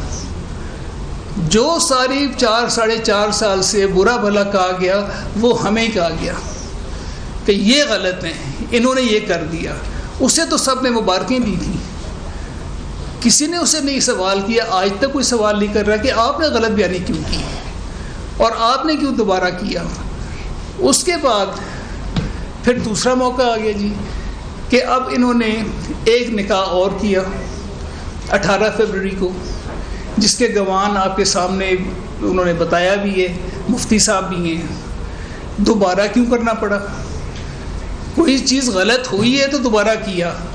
تو اس کو جھوٹ کو اس طرح چھپا کے اگر ہمیں یہ مثالیں دیتا ہے کہ ویسٹرن کنٹریز میں یوں ہوتا ہے, ویسٹرن کنٹریز میں یوں ہوتا ہے, اس کے آئیڈیلز ہیں, تو ویسٹرن کنٹریز میں اگر ایسا کوئی چیز پکڑی جائے تو وہ تو یا تو استعفیٰ دے دیں گے اور وہ ہر چیز سے فارغ ہو جاتے ہیں. ادھر ہم صرف مثالیں دے رہے ہیں. یہ حرکت انہوں نے کی تو آج تک یہ ایڈمٹ نہیں کر رہا, نہ ان کے وکلاء اٹینڈ کر رہے ہیں, بلکہ وہ صفائیاں دے رہے ہیں کہ جو 39 دن کا ہے. آپ 39 دن کا ایک ججمنٹ لے کے بیٹھے ہیں. کیا اللہ اور اللہ کے رسول کے احکامات کے خلاف اگر کوئی بات ہو گئی ہے کسی مخصوص سچویشن میں تو اس کو پریسیڈنس بنا دینا ہے کہ پوری قوم کے لیے آپ لیگلائز کر دیں کہ اب جو مرضی چاہے اب وہ 39 دن میں بھی کر سکتا ہے کیونکہ جی ججمنٹ آ گئی ہے. اس کا مطلب ہے کہ آپ ڈائریکٹ اللہ اور اللہ کے رسول کے احکامات کے خلاف جنگ لڑ رہے ہیں. میں آج صرف یہاں پہ بیٹھ کے اپنی صفائی دینے نہیں آیا, مجھے ڈر لگتا ہے اس قوم کے لیے کہ ہم حالت رحم میں ہیں. ہم اللہ اور اللہ کے رسول کے احکامات کے بالکل ڈائریکٹلی مترادف کام کر رہے ہیں اور پھر اس کو کور اپ بھی کر رہے ہیں اور ہر طریقے سے اسے پولیٹیکل ایشو بنا کے رکھ دیا گیا کہ جی پولیٹیکلی اس کو ختم کرنا چاہ رہے ہیں. وہ تو اللہ تعالیٰ چاہے گا تو ہو جائے گا, نہیں چاہے گا تو نہیں ہوگا. لیکن ہم بحیثیت قوم ہم جا کس طرف رہے ہیں؟ میں جگانا یہ چاہ رہا ہوں کہ ہم کبھی نماز پہ سزا ہے کہ آپ نے نماز نہیں پڑھی سزا دیں گے, روزے پہ نہیں ہے. ایسے معاملات پہ چھوٹے چھوٹے ایشوز پہ جو مورل ہمارے کلچرل چیزیں ہیں جو معاشرتی بہتری کے لیے ہیں اس میں سزائیں رکھی کیوں گئی کہ یہ معاشرے کو بہتری کی طرف رکھتا ہے. فیملیز میں لڑائیاں نہیں ہوتی, فساد نہیں ہوتے. یہ جو عدت کا رکھا گیا یہ اس لیے ہوتا ہے کہ اس میں ہو سکتا ہے کہ ان کی ریکنسیلیشن ہو جائے, ہو سکتا ہے یہ 2 گھر دوبارہ بس جائیں. یہ اس لیے تو نہیں ہوتا کہ فٹافٹ گزارے اور جلدی سے کر لے. میرے ساتھ ہمیں جب یہ علم ہوا, میری ڈائیورس 14 نومبر کو میں نے ڈائیورس دی سے, اور بچوں کو میں نے 1 دسمبر کو میں نے بتایا کہ میں نے ڈائیورس دے دی ہے. بچے روئے کہ بابا یہ نہ کرتے. میں کہا بیٹا اب ہاتھ سے بات گزر گئی تھی. 24 دسمبر کو میرے کزن کی شادی میں نے وہاں پہ اس نے میرے سے پوچھا کہ آپ مسز کا ہے. میں کہا یار میری ڈائیورس ہو گئی ہے. وہ بات اندر عورتوں میں میری والدہ تک پہنچی. اسی رات وہ ہاسپٹل ایڈمٹ ہو گئی 24 دسمبر کو, اور 1 مہینے کے بعد 24 جنوری کو شی ایکسپائرڈ, فوت ہو گئی ہاسپٹل میں. میں ہاسپٹل میں تھا تو اس کا بھائی بشرا بی بی کا بھائی 3-4 جنوری کو نکاح کے بعد آ کے میرے پاس کھڑا ہے, والدہ کی میری طبیعت پوچھنے آیا ہے. تو میرے بھائیوں نے کہا کہ تمہیں پتہ ہے کہ تمہاری بہن کی طلاق ہو گئی ہے. اسے پتہ ہی نہیں تھا کہ طلاق ہو چکی, اس سے یہ نکاح کی تو بات ہی بات ہے. اس کے گھر والوں کو علم نہیں تھا کہ ڈائیورس ہو چکی ہے, جبکہ میں اپنے بچوں کو بتا چکا ہوں. 1 جنوری کا نکاح کا ٹوٹل ڈینائل تھا. زلفی بخاری کے میسیجز ابھی میرے فون میں ہیں جہاں پہ وہ قسمیں اٹھا رہے ہیں کہ میاں صاحب ایسی کوئی بات ہوئی نہیں ہے, ایک پروپوزیشن تھی ہم نے وڈرا کر لی ہے. تو پورے قوم کے سامنے جھوٹ بول رہے ہیں اور ہم سارے اس کی بات مان رہے ہیں, اور سوشل میڈیا اس کو اس طرح کور اپ کر رہے ہیں کہ جیسے وہ تو بالکل صحیح ہے, اس گھر نے ان کو خراب کر دیا. مجھے اپنے گھر کی کوئی نہیں ہے, اللہ مالک ہے. یہ اس قوم کے ساتھ ہوا کیا ہے؟ ہم ایسے لوگوں کو, ایسے کیریکٹرز کو ہم لاتے ہیں آگے کہ آئیں, بالکل جی آئیں, بہت بڑے ہیرو ہیں آپ. ان کے مورل کیریکٹرز تو دیکھ لیں, اسی کا ٹرکل ڈاؤن افیکٹ نیچے ہونا ہے نا. کہ آج میں پچھلے ہیئرنگز میں نے شاید بتایا تھا کہ میرا تعلق پاکپورن شریف سے ہے. وہاں سے لوکل 2 لائرز میرے پاس آئے، تو میں نے ویسے ہی پوچھا تو بتا رہے ہیں میاں صاحب پچھلے سالوں سے اس قدر یہ عام ہو گیا ہے کہ لڑکیاں گھروں سے اپنے بچوں کو میاں کو چھوڑ کے بھاگ جاتی ہیں، وہ نکاح کرتی ہیں کورٹس پہ جا کے، لائرز ان کی ڈائیورس کراتے ہیں، لائرز ان کے نکاح کراتے ہیں اور پھر واپس آ کے اسی گاؤں میں رہ رہی ہیں، اور بچے ادھر ہیں، میاں کو پتہ ہی نہیں کہ ڈائیورس ہو گئی اور وہ نیا میاں گھر کے بیٹھی ہیں. یہ اتنی کامن ہو گئی ہے. تو میرے پاس آئے کہ جی وہ لڑکی ہماری واپس لے کے دے. میں کہا یار کس طرح واپس لے کے دے، اس نے تو نکاح کر لیا. کہتے جی ہمیں تو یہ بھی نہیں پتہ کہ طلاق ہو گئی ہے.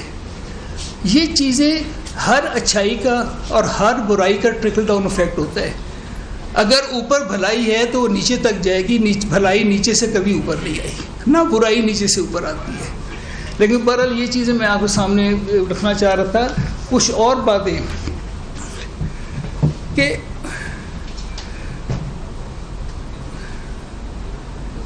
اب یہ جو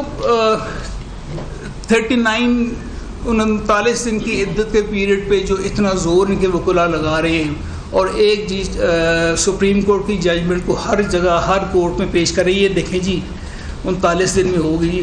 اور بھائی اس کے حالات نمبر 1 یہ ایسے ہوں گے کہ 39 دن میں ہو سکتی ہوگی، کوئی ایسی بات ہوگی، کوئی میڈیکلی کچھ ایسا ہوا ہوگا. آپ اس کو ایسے کروا کے آپ پورے ملک میں لیگلائز کروانا چاہ رہے ہیں کہ اللہ اور اللہ کے رسول کے احکامات کے خلاف 39 دن میں بھی کر لو تو کوئی فرق نہیں پڑتا. Without any medical board, without any medical کوئی اس کے لیے بغیر ہم ایک سب کو لائسنس دے رہے ہیں کہ آپ کروا لیں. یہ تو میرا خیال ہے کہ نہایت ہی ایک شرمندگی کی بات ہوگی.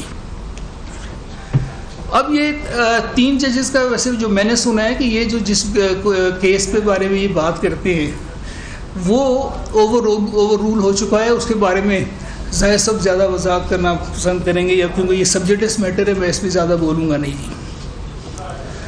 باقی اس کے علاوہ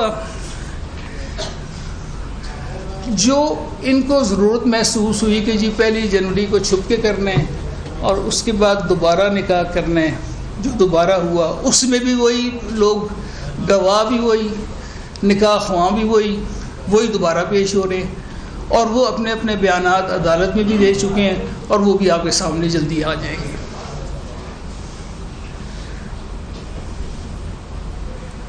اب میں صرف یہ سوچ رہا ہوں کہ اگر شریعت کا معاملہ واضح ہو چکا ہے تو ہم اسے تو پس پش ڈال رہے ہیں اور ہر لاجک، ہر دلیل کو سامنے لا کے پریزنٹ کرنے ہیں صرف اس لیے کہ کیس جیت جائیں. یہ ہار یا جیت کیس کی نہیں ہے، یہ ہار یا جیت میری یا اس کی نہیں ہے. اس میں آپ اللہ اور اللہ کے رسول کے احکامات سے ڈائریکٹ ٹکر لے رہے ہیں اور مجھے ڈر ہے کہ ہم کس طرف جا رہے ہیں. میں نے ان ینگسٹرز کو دیکھا ہے، ان کو پتہ ہی نہیں اس بات کا، ان کو نہ کسی نے بتایا ہے کہ یہ ہوتا ہے، اس میں شریعت کیا کہہ رہی ہے، قرآن پاک کیا کہہ رہا ہے، اللہ تعالیٰ کے حکم کیا ہیں. ہم اپنی مرضی کے مطابق اگر یہ سب کو اتنی آزادی، اگر یہی آزادی ہے تو پھر اللہ ہی حافظ ہے اس قوم کا.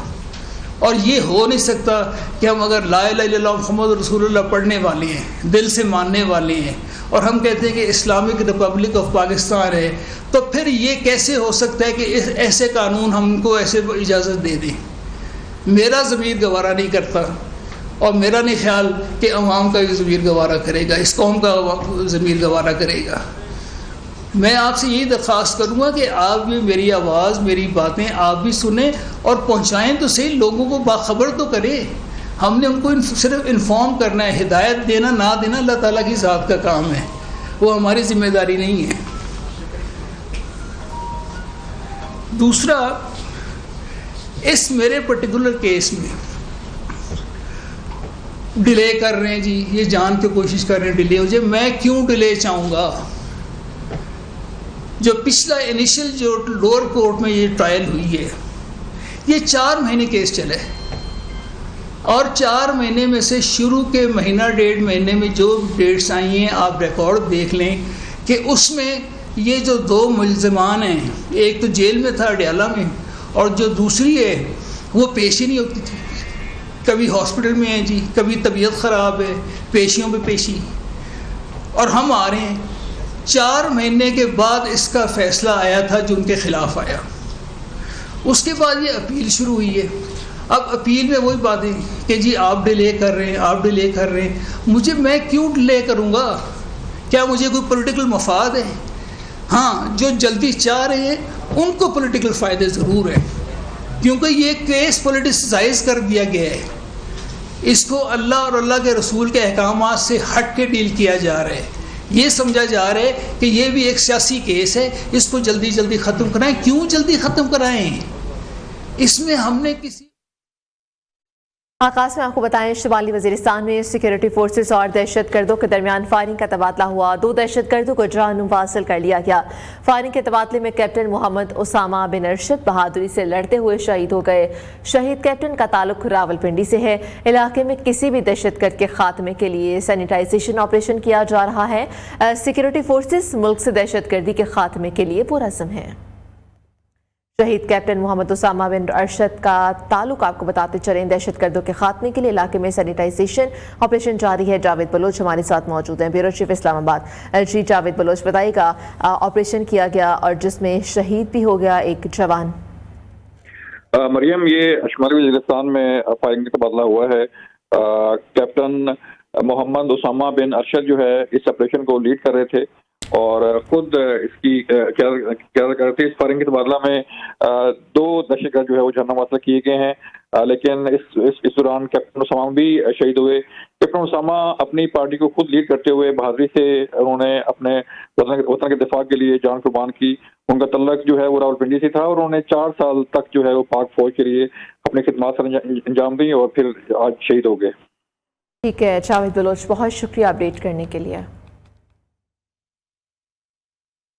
کراچی میں بارشوں کا سلسلہ شروع ہو گیا. کراچی کے بہت سے نالوں کی صفائی کا کام مکمل نہ ہو سکا.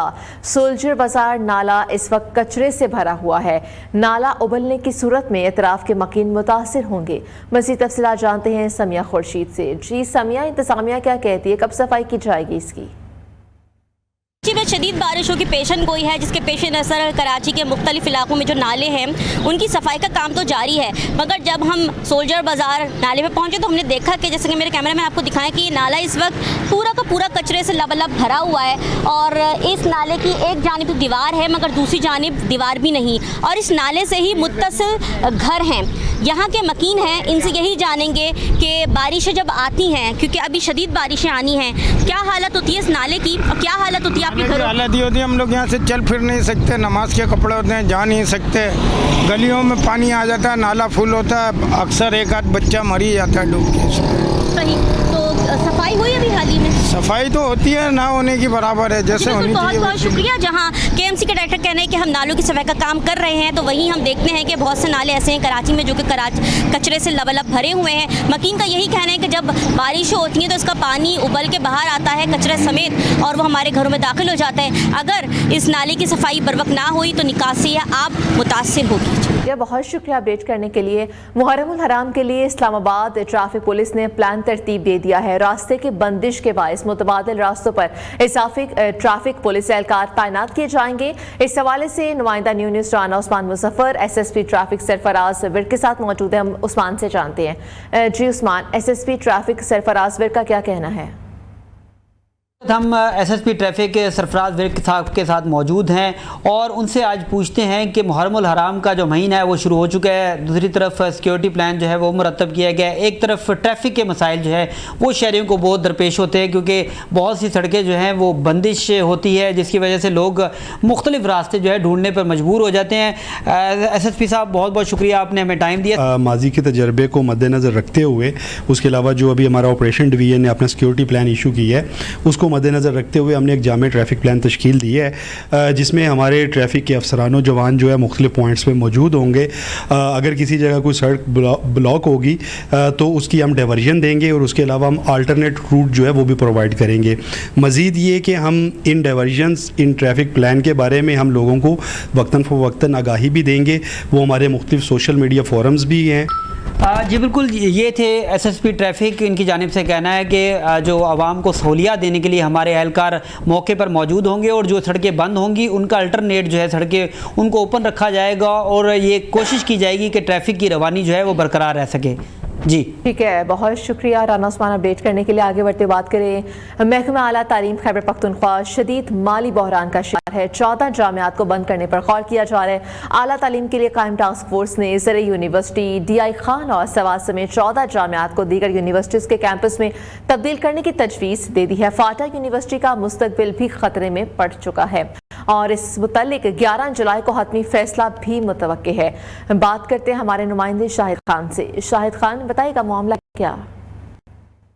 خیبر پختونخوا کی جو اعلیٰ تعلیمی جامعات ہے، یونیورسٹیاں ہیں، ان کو مالی بحران سے نکالنے کے لیے اور اس میں ہائر ایجوکیشن میں جو اصلاحات ہے، اس مقصد کے لیے 2 ماہ قبل جو ہے ٹاسک فورس جو ہے قائم کیا گیا تھا۔ اس ٹاسک فورس نے آج اپنی جو تجاویز ہیں ان کی وہ پیش کی ہے۔ اس تجاویز میں یہ تجویز دی گئی ہے کہ خیبر پختونخوا کی اس وقت جو 34 جامعات ہیں، اس میں سے 14 جامعات ایسی ہیں کہ جس کو اب بند کیا جائے یا ان کو سب کیمپس میں جو ہے وہ تبدیل کیا جائے۔ جو 14 جامعات ہیں اس میں ڈی آئی خان میں ایگریکلچر یونیورسٹی کا قیام جو عمل میں لایا گیا تھا، وہ D I Khan agriculture university بھی شامل ہے۔ سابق وزیر اعلیٰ محمود خان کے جو آبائی علاقہ ہے سوات، وہاں پر ایگریکلچر یونیورسٹی قائم کی گئی تھی، وہ بھی شامل ہے اس میں۔ اس کے ساتھ ساتھ نوشہرہ میں کی یونیورسٹی جو ہے وہ بھی شامل ہے۔ تقریباً 14 جامعات ہیں اور یہاں پر جو فاٹا یونیورسٹی جو کہ پورے قبائلی ضلعوں کی واحد یونیورسٹی تھی اور جس کے لیے بڑی تگودو کیا گیا تھا، تو اس کو بھی بند کرنے کے جو ہے وہ تجویز دی گئی ہے۔ جس نتیجے پہ پہنچتا ہے تو فیصلے جو ہے وہ پھر صوبائی حکومت سے ان کی باقاعدہ منظوری لی جائے گی۔ اس کے بعد اسے فیصلہ کیا جائے گا کہ آیا جو 14 جامعات ہیں جو کہ شدید مالی بحران کا شکار ہے، ان کو ختم کس طرح کیا جائے، ان کو یا سب کیمپس میں تبدیل کس طرح کیا جائے، کس کے ساتھ الحاق کیا جائے۔ تمام فیصلے جو ہے متوقع ہے کہ وہ 11 جولائی کے اجلاس میں ہوں گے اور اس کے بعد صوبائی کابینہ سے اس کی باقاعدہ منظوری لی جائے گی۔ ٹھیک ہے، بہت شکریہ اپڈیٹ کرنے کے لیے۔ مالی مشکلات سے دوچار خیبر پختونخوا کے وزیر اعلیٰ اور گورنر سیکریٹریٹ کے اخراجات میں 59 کروڑ روپے سے زائد اضافہ ہو گیا ہے۔ وزیر اعلیٰ سیکریٹریٹ کے بجٹ میں 50 کروڑ اور گورنر سیکریٹریٹ کے بجٹ میں 9 کروڑ روپے کا اضافہ ہوا ہے۔ وزیر اعلیٰ کے اختیاری فنڈز میں بھی 48 کروڑ روپے اضافی رکھے گئے ہیں۔ مزید تفصیلات جانتے ہیں، بیورو چیف پشاور لحاظ علی ہمارے ساتھ موجود ہیں۔ جی لحاظ علی، یہ اضافہ کس وجہ سے کیا گیا ہے؟ پختونخوا حکومت میں وزیر اعلیٰ سیکریٹریٹ اور گورنر سیکریٹریٹ کے اخراجات میں تقریباً 59 کروڑ روپے کا اضافہ کر دیا ہے۔ مالی سال 2024-25 کے بجٹ دستاویزات کے مطابق اس وقت جو 2024-25 ہے اس کے لیے وزیر اعلیٰ ہاؤس کے جو وزیر اعلیٰ سیکریٹریٹ ہے اس کے اخراجات 1 ارب 30 کروڑ روپے سے تجاوز کر گئے ہیں، جن میں بتایا جا رہا ہے کہ اس وقت ثوابدیدی فنڈ میں سب سے زیادہ اضافہ کیا گیا ہے۔ اس سے پہلے 70 کروڑ 85 لاکھ جو تھا وہ وزیر اعلیٰ سیکریٹریٹ کے مجموعی اخراجات تھے۔ گورنر سیکریٹریٹ کے اخراجات تقریباً 41 کروڑ سے زائد تھے، جو اس وقت 50 کروڑ روپے تک پہنچا دی گئی ہے۔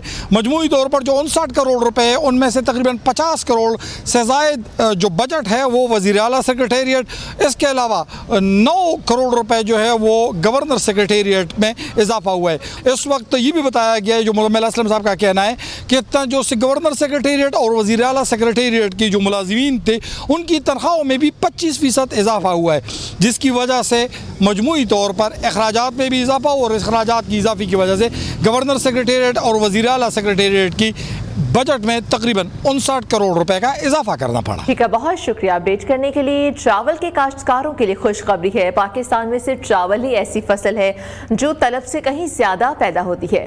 پاکستان کے چاول نہ صرف اپنے ملک میں بلکہ بیرون ملک بھی پسندیدہ غذا بن گئے ہیں۔ مالی سال 2023-24 میں چاول کی برآمد 3 ارب 88 کروڑ ڈالر تک پہنچ گئی۔ 2027 تک چاول کی برآمد سے ملک کو 5 ارب ڈالر کا زر مبادلہ ملنے کا امکان ہے۔ چاول کی برآمد کے حوالے سے مزید تفصیلات جانتے ہیں اشرف مہتاب سے۔ اشرف مہتاب، چاول کی برآمد بڑھنے کی وجوہات کیا ہیں اور آنے والے برسوں میں پاکستان کی چاول کی برآمد کہاں تک جا سکتی ہے؟ مزید کیا تفصیلات ہیں؟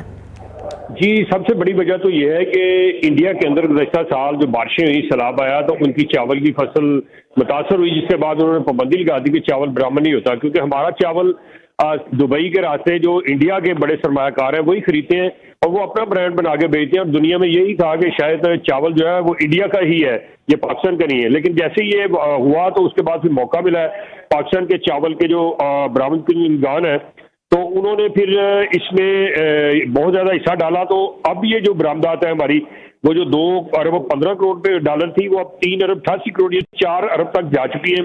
اب یہ کہا جا رہا ہے کہ اسی طرح سے اگر ان کو 1-2 سال اور موقع ملا تو 2027 تک جو ہے چاول کی جو برآمد ہے وہ تقریباً 5 ارب ڈالر یا اس سے بھی عبور کر سکتی ہے. چاول کی برآمد جو اس گزشتہ سال ہوئی تھی وہ تقریباً 35,60,000 میٹرک ٹن تھی، اب یہ بڑھ کے 60 لاکھ میٹرک ٹن تک جاؤ پہنچی ہے، اور آنے والے جو 27 ہے 2027 میں کہا جا رہا ہے کہ یہ کوئی تقریباً 82 سے 90 لاکھ ٹن میٹرک ٹن تک چلی جائے گی. بہت شکریہ اشرف مہتاب. یہاں پر ایک بریک شامل کریں گے.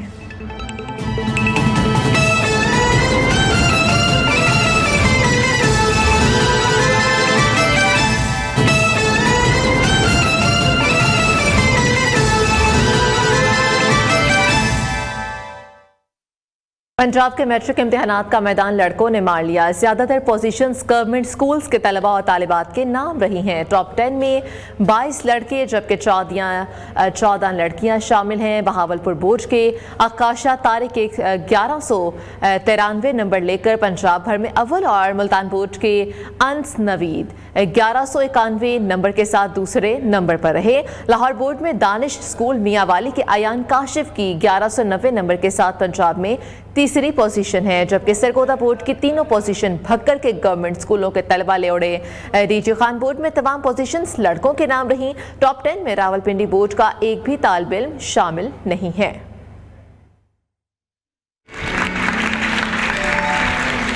ہمارا حال ہم سے کہہ رہا ہے ہمارا مستقبل روشن ہے، کیونکہ ذرا نم ہو تو یہ مٹی بڑی زرخیز ہے ساکی. پنجاب بھر کے میٹرک امتحانات میں لڑکے بازی لے گئے، لیکن لڑکیاں بھی کسی سے کم نہیں. ٹاپ 10 میں 22 لڑکے اور 14 لڑکیاں شامل ہیں. بہاولپور بورڈ کے آکاشا طارق 1193 نمبر لے کر پنجاب بھر میں اول، اور ملتان بورڈ کے انس نوید 1191 نمبر لے کے دوسرے نمبر پر رہے. لاہور بورڈ میں دانش اسکول میاں والی کے ایان کاشف، ملتان بورڈ کے فیضان شوکت، گجرانوالہ میں شجاع میر، ساہیوال بورڈ میں محمد علی آصف اور بہاولپور بورڈ میں منم شاہد 1190 نمبر کے ساتھ پنجاب بھر میں تیسرے نمبر پر رہے. اقبال نے انہی بچوں کے لیے کہا تھا، محبت مجھے ان جوانوں سے ہے ستاروں پہ جو ڈالتے ہیں کمن.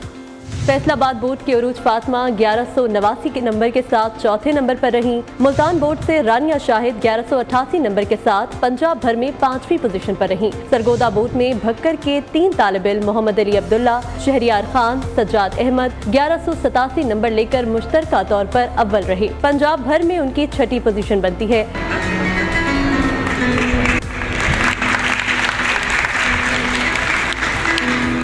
بہاولپور بورڈ کے محمد وقار اور علی حیدر، فیصل آباد بورڈ میں علی احمد اور محمد فائق، ڈی جی خان بورڈ میں ماریہ بنت عبد الرحمان، ساہیوال بورڈ میں حسان کاشف اور محمد حارث بھی 1187 نمبروں کے ساتھ صوبے بھر میں 6ٹھے نمبر پر ہیں.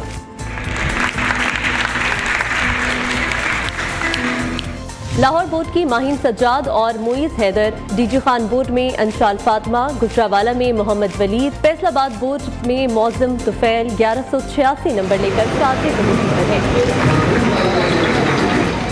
لاہور بورڈ سے عبیرہ اصغر، عبداللہ عثمان، زینب آصف اور سحر شکیل، گجرانوالہ میں عبیرہ شاہد اور میمونہ لیاقت، سرگودا بورڈ میں محمد ساجد، ڈی جی خان بورڈ میں عنایا زینب اور علینا آصف 1185 نمبروں کے ساتھ صوبے بھر میں 8ویں نمبر پر ہیں. لاہور بورڈ میں لائبہ افضال، سرگودا بورڈ میں احمد ریاض خان نے 1184 نمبر لے کر پنجاب بھر میں 9ویں، اور بہاولپور بورڈ کے زین رحمان نے 1183 نمبر لے کر 10ویں پوزیشن حاصل کی.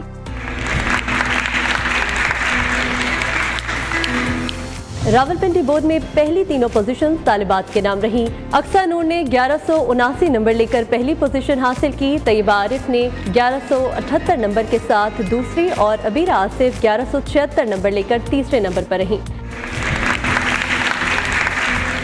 یہ منزل نہیں آغاز سفر ہے. میٹرک امتحانات میں اپنی کارکردگی کا لوہا منوانے والے بچوں کو اقبال کا یہ پیغام یاد رکھنا چاہیے. تو شاہی ہے پرواز ہے کام تیرا، تیرے سامنے آسماں اور بھی ہے. فیصل آباد تعلیمی بورڈ نے میٹرک سالانہ امتحانات کے نتائج کا اعلان کر دیا ہے. امتحانی نتائج میں کامیابی کا تناسب 79.75% رہا. ڈویژنل پبلک اسکول کی عروج فاطمہ نے 1179 نمبر لے کر بورڈ میں پہلی پوزیشن حاصل کر لی ہے. اس وقت نمائندہ نیوز ہمارے ساتھ موجود ہیں شوکت وٹو اور اس طلبہ کے ساتھ جس نے پہلی پوزیشن حاصل کی ہے ان سے جانتے ہیں. شوکت وٹو، 1189 نمبر لیے ہیں اس طلبہ نے، کیا کہتی ہیں یہ؟ فیصل آباد تعلیمی بورڈ نے بھی جو سالانہ امتحانات کے نتائج کا اعلان کر دیا ہے اور سالانہ امتحانات کے نتائج میں اس دفعہ جو ہے وہ لڑکیوں نے لڑکوں کو مات دے دی ہے. پہلی جو پوزیشن ہے اوور آل تعلیمی بورڈ فیصل آباد میں وہ عروج فاطمہ نے حاصل کی ہے. ہمارے ساتھ عروج فاطمہ موجود ہے، ہم ان سے جانتے ہیں. میں نے 1189 مارکس کے ساتھ پورے فیصل آباد میں اوور آل پوزیشن حاصل کی ہے اور میں اس کا کریڈٹ میرے پیرنٹس اور میرے ٹیچرس کو زیادہ، جنہوں نے جو ہے بہت زیادہ ایفرٹس کی. ان ایفرٹس کے ساتھ ساتھ ان کی دعاؤں کا نتیجہ ہے. ہاں جی بالکل، عروج فاطمہ کا کہنا ہے کہ وہ اپنے والدین کی دعاؤں کی وجہ سے آج اس مقام پر پہنچی ہیں، اساتذہ کی محنت کے باعث اس مقام پر پہنچی ہیں اور وہ مستقبل میں جو ہے وہ میڈیکل کے شعبے میں جانا پسند کریں گے. جی ٹھیک ہے، بہت شکریہ. فیصل آباد بورڈ میں گورنمنٹ اسکولوں اور محنت کش والدین کے ساتھ طلباء نے مختلف گروپس میں نمایاں پوزیشنز حاصل کی ہیں. گورنمنٹ جامعہ چشتیہ ہائی اسکول کے طالب علم حسب علی نے جرنل گروپ میں پہلی پوزیشن حاصل کر لی، جبکہ جوہر گرلز ہائی اسکول میں پاور لومز اور ورکر محنت کش مشتاق کی بیٹی نے جرنل گروپ طالبات نے پہلی پوزیشن حاصل کی. دیگر 5 محنت کش والدین کے بچوں نے بھی نمایاں پوزیشنز حاصل کرنے والے طلباء میں اپنا نام شامل کر لیا ہے. طلباء نے اپنی کامیابی کو اساتذہ کی محنت اور والدین کی دعاؤں کا نتیجہ قرار دے دیا. تو میں اللہ تعالیٰ کا بڑا شکر گزار ہوں کہ انہوں نے مجھے چنا اس کے لیے کہ میں آج الحمدللہ فیصل آباد بورڈ میں ایک گورنمنٹ اسکول کا اسٹوڈنٹ ہو کے میں نے 2nd پوزیشن لی ہے اور اس کا میں سارے کا سارا جو کریڈٹ ہے وہ اپنے ٹیچرز، جو اسکول کے ٹیچر ہیں، ہیڈ ماسٹر ہیں اور میرے جتنے بھی دوست ہیں جنہوں نے مجھے ڈیڈیکیٹڈ کیا، والدین ہیں اور جتنے میرے دوست انہوں نے بوسٹ اپ کیا اور ساتھ میرے والد صاحب کھڑے ہیں اور ان کا بڑا کلیدی کردار ہے. میں بہت خوش ہوں آج اپنی پوزیشن حاصل کرنے پہ اور مستقبل میں ڈاکٹر بننے کا پلان ہے. اللہ کا بہت شکر ادا کرتی ہوں اور انشاءاللہ اللہ مزید ایسی کامیابیوں سے نوازے اور مجھے زندگی کے مقصد میں کامیاب کرے. میری ایکسائٹمنٹ بہت زیادہ ہے کہ میرے والدین، میرے اساتذہ اکرام کے محنت اور ان کی لگن سے، ان کی محبت اور شفقت کے ذریعے میں اس مقام پر پہنچ سکا ہوں. الحمدللہ اللہ کے کرم سے میں بہت خوش ہوں اس کامیابی پر اور میری اس کامیابی میں اللہ تعالیٰ کے بعد میرے پیر مرشد کا بہت بڑا کرم ہے مجھ پر، جن کی وجہ سے آج میں اس مقام پر ہوں الحمدللہ. اور اس کے بعد اساتذہ کی محنت ہوتی ہے، پیرنٹس بھی جو موٹیویٹ کرتے ہیں، اس موٹیویشن سے جو بچہ آگے. یہاں پر شامل کریں گے ایک بریک، لیکن اس سے پہلے نیوز اپڈیٹس. احوال بتا رہے ہیں منظور حسین انگاریا. جی منظور بتائیے گا. میں 40 ڈگری سینٹی گریڈ گرمی کے بعد جو ہے گرمی کا زور ٹوٹ چکا ہے. لسبیلا میں شدید تیز بارشوں کا سلسلہ شروع ہو چکا ہے. لسبیلا کے پہاڑی علاقوں سمیت بیلا، اتھل، لاکڑا، وندر، گڈانی اور ہب دریجی میں تیز طوفانی بارشوں کا سلسلہ جاری ہے. صدر مملکت آصف علی زرداری اس وقت میڈیا سے خطاب کر رہے ہیں. جوانوں السلام علیکم. آج میں پاکستان کے دل لاہور میں پاکستان کی ایک نامور رائٹر، دانشور پروفیسر وارث میر کی یادگار آپ کے ساتھ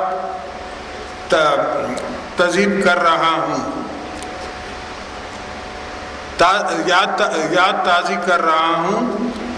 اور آج اگر میں غلط نہیں ہوں تو محترمہ فاطمہ جناح کی بھی ولادت کا دن ہے، تو ان کا نام لینا بھی بہت ہی ضرورت ہے. اور تقریر میری ساری یہ سب بچے کر گئے ہیں جتنے پوائنٹس ہم نے لکھے ہوئے تھے، تو میں نے فلبدی کرنی پڑے گی.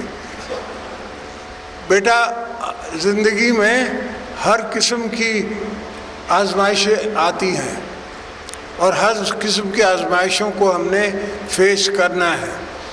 بی بی ساری زندگی لڑتی رہیں. حالانکہ یہ حامد میر صاحب کی بات صحیح ہے جو کہہ رہی تھے، تو یہ بات بھی ان کی صحیح ہے. میں یہ کہنے والا تھا مگر وہ پہلے ہی کہہ گئے. اب بی بی صاحبہ حامد میر کے والد سے، میر صاحب سے ایڈوائز لیتی تھی ہمیشہ. خیر، آج کے زمانے میں اور آج کے حالات میں بالکل سوشل میڈیا کا دور ہے، پاور ٹو دا پیپل ہے، پاور ٹو دی انڈیویجول ہے، انڈیویجول پاورفل ہے، ہر چیز ہر بات اپنی وہ دنیا کے سامنے رکھ سکتا ہے، مگر ان میں بھی ایک گروپنگ ہوئی ہے، ایک اس کے اندر سوشل سیکٹر اور کیپٹلسٹ سیکٹر چل رہا ہے۔ آپ نے اپنے پڑوس میں حال ہی میں الیکشن ہوئے تو مودی میڈیا کا نام سنا ہوگا۔ وہ مودی میڈیا وہ ہے جو کہ اس کے سپورٹرز جو ان کے ٹریلینئرز بلینئرز دوست ہیں ان نے کریٹ کیا، وہ خود ہی آن کرتے ہیں ان کو اور اپنی باتوں کو اور اپنی سوچ کو لوگوں تک پہنچا کے ڈیسیشن اس طرف لے کے جانا چاہتے ہیں۔ امریکہ میں جو 200 سال پرانی جمہوریت ہے وہاں بھی اس قسم کے کام ہوئے ہیں۔ لاسٹ الیکشن میں بھی لوگوں نے یہ ووٹ کیا ٹرمپ کو تو کافی اس کے بعد شاید ملے جس میں Trump was helped according to the newspapers. اب بھی یہ سوچ ہے کہ دنیا میں دنیا کے اپنے موٹیوز کے لیے ایک خاص ریلیجس لابی، دنیا کی بڑی مضبوط لابی جو ہے وہ مسلمان دنیا میں ایک ڈویژن لانے کے لیے اپنے طرف سے ایک پرسیپشن بنانا چاہ رہی ہے، تو ایک پرسیپشن بن رہا ہے۔ میں آزادی صحافت کے ساتھ ہوں، مگر یہ سیلف آزادی کے ساتھ نہیں ہوں۔ یہ جو سیلف آزادی ہے جو میں گروپ بنا کے کرتا ہوں اور میرا کوئی گول ہے اس موٹیو کے لیے کرتا ہوں، ان موٹیویٹڈ ہو بالکل ہزار بسم اللہ۔ مجھ پہ جتنی کرٹیسزم ہوئی ہے اور ہوتی ہے میرا خیال ہے کسی اور شخص پہ نہیں ہوئی، اور میں ٹی وی دیکھتا بھی نہیں ہوں۔ اکثر مجھ سے لوگوں نے کہا کہ آپ ٹی وی نہیں دیکھتے، میں نے کہا مجھے دعائیں ملتی ہیں اس میں، مجھے اس میں میری غیبت ہوتی ہے، میں کیوں ان کو منع کروں، یہ کسی کو کہوں کیوں؟ حالانکہ یہ سارے چینل والے بھی میرے جاننے والے ہیں۔ حامد میر صاحب کے جو جیو والے ہیں وہ بچپن سے میرے ساتھ پڑھے ہیں تو میں ان کو تب سے جانتا ہوں، مگر اس کو کہتا نہیں ہوں میں کہ یہ کرو وہ کرو فلانا کرو، اس لیے مجھے پتہ ہے کہ اس کی قیمت بہت لمبی ہے، بڑی ہے، پہلی بات۔ اور دوسری بات یہ میں کیوں اب آزمائش میں ڈالوں، مجھے تو ثواب مل رہا ہے، میں تو یہ غیبت کو اپنا ثواب سمجھتا ہوں۔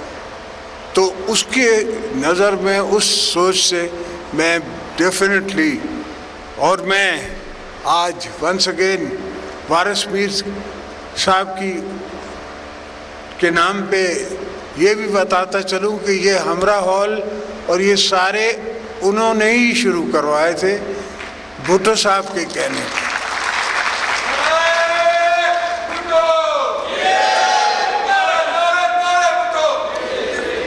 اور جس انجیکشن کی فیصل میر بات کر رہا ہے یہ چیزیں ہوتی ہیں، یہ چیزیں ہوئی ہیں، ان دا پاسٹ بھی ہوئی ہیں اور ہمارے ساتھ بھی ہوتی رہی ہیں۔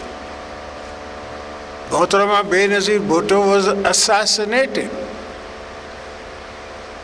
Murtaza Bhutto was assassinated، Shah Nawaz Bhutto was assassinated۔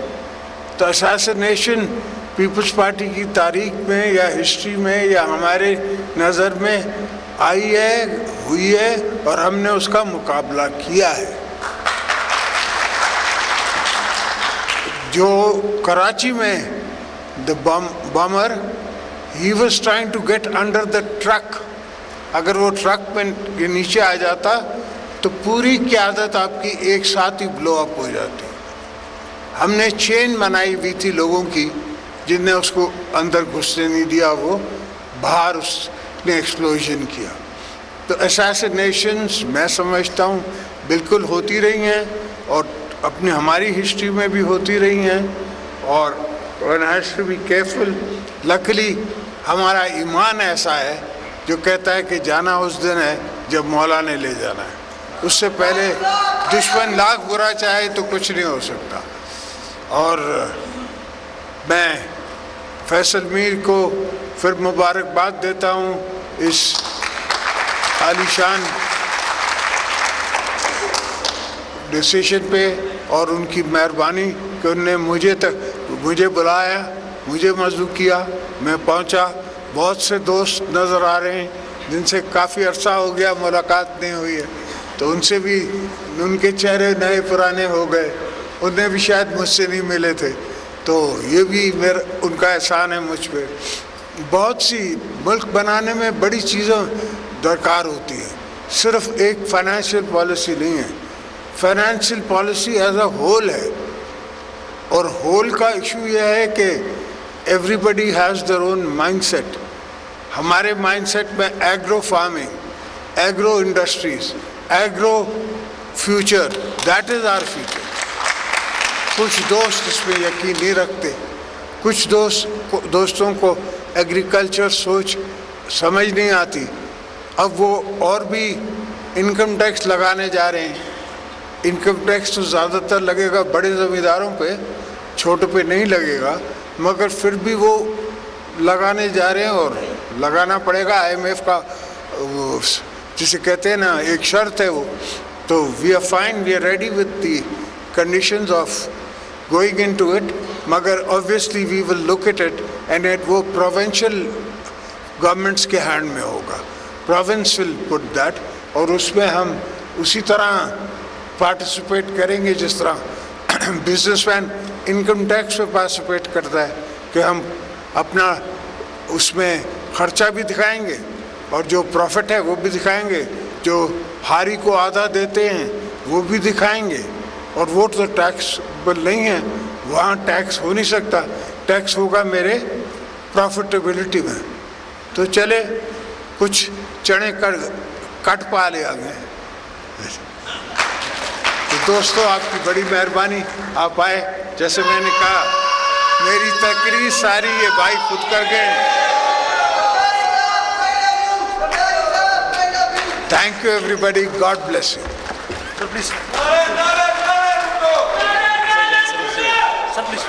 रहे थे, उनकी जानिब से कहा गया कि ज़िंदगी में हर तरह की आजमाइशों का सामना करना पड़ता है।